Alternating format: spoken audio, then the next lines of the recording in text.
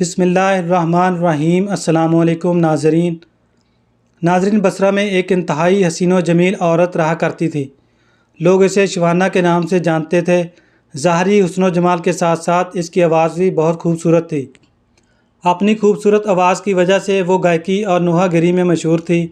بصرہ شہر میں خوشی اور غمی کی کوئی مجلس اس کے بغیر ادھوری تصور کی جاتی تھی۔ یہی وجہ تھی کہ اس کے پاس بہت سا مال و دولت جمع ہو گیا تھا۔ بصرہ شہر میں فسق و فجور کے حوالے سے اس کی مثال دی جاتی تھی۔ اس کا رہن سہن امیرانہ تھا۔ وہ بے بہا قیمتی لباس زیب تن کرتی اور زیورات سے بنی سنوری رہتی تھی۔ ایک دن وہ اپنے رومی اور ترکی کنیزوں کے ساتھ کہیں جا رہی تھی۔ راستے میں اس کا گزر حضرت صالح المری علیہ رحمت کے گھر کے قریب سے ہوا۔ آپ اللہ عز و جل کے برگزیدہ بندوں میں سے تھے۔ آپ بعمل عالم دین اور عابد و زاہد تھے۔ آپ اپنے گھر میں لوگوں کو درس ارشاد فرمایا کرتے تھے۔ آپ کے درس کی تاثیر سے لوگوں پر رقت طاری ہو جاتی اور وہ بڑی زور زور سے آہو بکا شروع کر دیتے اور اللہ عز و جل کے خوف سے ان کی آنکھوں سے آنسوؤں کی جڑی لگ جاتی۔ جب شوانہ نامی عورت وہاں سے گزرنے لگی تو اس نے گھر سے آہو بکا کی آوازیں سنی۔ آوازیں سن کر اسے بہت غصہ آیا۔ وہ اپنی کنیزوں سے کہنے لگی، تعجب کی بات ہے کہ یہاں نوحہ کیا جا رہا ہے اور مجھے اس کی خبر تک نہیں دی گئی۔ پھر اس نے ایک خادمہ کو گھر کے حالات معلوم کرنے کے لیے اندر بھیج دیا۔ وہ خادمہ اندر گئی اور اندر کے حالات دیکھ کر اس پر بھی خدا عز و جل کا خوف طاری ہو گیا اور وہ وہیں بیٹھ گئیں۔ جب وہ واپس نہ آئی تو شوانہ نے کافی انتظار کے بعد دوسری اور پھر تیسری لونڈی کو اندر بھیجا، مگر وہ بھی واپس نہ لوٹی۔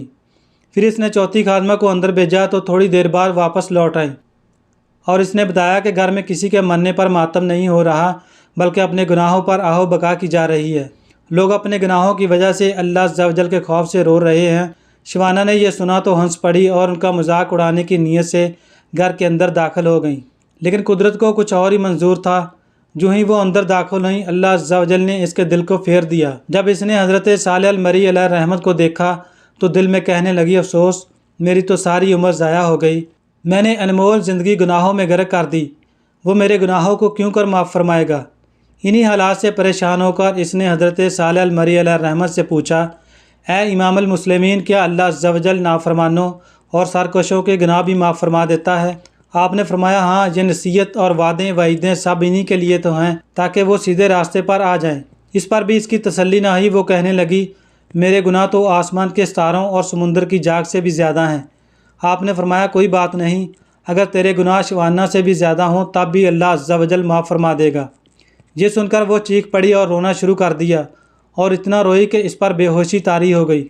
تھوڑی دیر بعد جب اسے ہوش آیا تو کہنے لگی، حضرت، میں ہی وہی شوانہ ہوں جس کے گناہوں کی مثال دی جاتی ہے۔ پھر اس نے اپنا قیمتی لباس اور گراں قدر زیور اتار کر پرانا سا لباس پہن لیا اور گناہوں سے کمایا ہوا سارا مال غربا میں تقسیم کر دیا اور اپنے تمام غلام اور خادمائیں بھی آزاد کر دیں۔ پھر اپنے گھر میں مقید ہو کر بیٹھ گئیں۔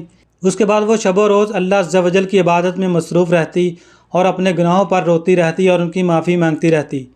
رو رو کر رب عز و جل کی بارگاہ میں التجائیں کرتی، اے توبہ کرنے والوں کو محبوب رکھنے والے اور گناہوں کو معاف کرنے والے رب، مجھ پر رحم فرما۔ میں کمزور ہوں، تیرے عذاب کی سختیوں کو برداشت نہیں کر سکتی۔ تو مجھے اپنے عذاب سے بچا لے اور مجھے اپنی زیارت سے مشرف فرما دے۔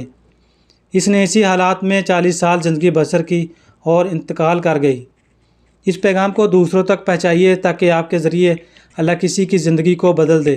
تو دوستو، اگر آپ لوگوں کو ویڈیو اچھی لگی تو ویڈیو کو لائک، شیئر اور چینل کو بھی سبسکرائب کر دیں۔ Thanks for watching. اللہ حافظ۔